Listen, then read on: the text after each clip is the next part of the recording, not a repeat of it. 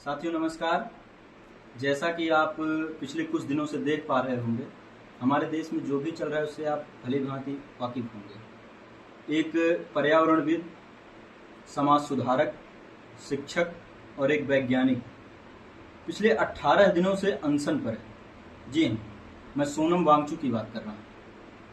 साथियों, वो हमारे लिए, इस देश के लिए, बच्चों के भविष्य के लिए लड़ाई लड़ रहे हैं, लेकिन सरकार की कान पर जू नहीं रेंग रहा। और मुद्दा बहुत छोटा सा है।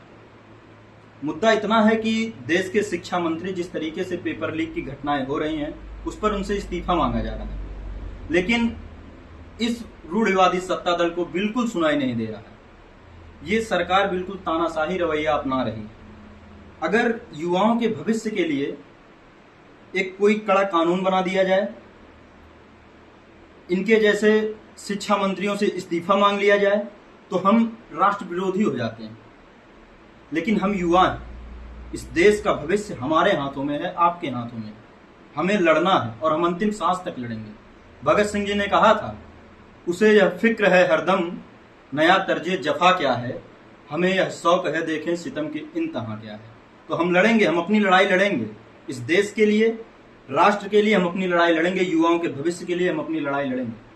और एक बात और अंत में कहना चाहता हूं, जो लोग इस मुद्दे पर राजनीति कर रहे हैं, उनसे मैं कहना चाहता हूं कि आप समझिए, आपके भी बच्चे हैं, उनसे मिलिए, उनके साथ बैठिए, सोचिए कि उनके दर्द को महसूस कीजिए कि किस तरीके से जब कोई बच्चा महीनों सालों तैयारी करता है और उसका एग्जाम कैंसिल हो जाता है, पेपर लीक हो जाता है, पर्चे बिक जाते हैं। आप सोचिए उस व्यक्ति के ऊपर, उस बच्चे के ऊपर क्या गुजरती होगी। एक अभिभावक के रूप में, एक बच्चे के रूप में इस रूढ़िवादी सत्ता को डिफेंड मत करिए, नहीं तो आप भी भुगतेंगे, हम भी भुगतेंगे। और हम भुगत रहे हैं, बस खाली हम देख नहीं पा रहे हैं।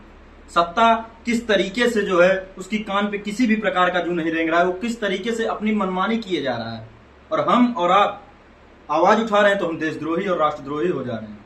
हम अपनी आवाज नहीं उठाएंगे, हम अपने हक की लड़ाई नहीं लड़ेंगे तो कौन लड़ेगा।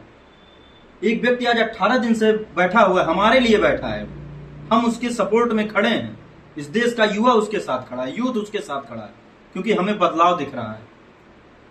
बहुत बहुत धन्यवाद। जय हिंद, इनकलाब जिंदाबाद।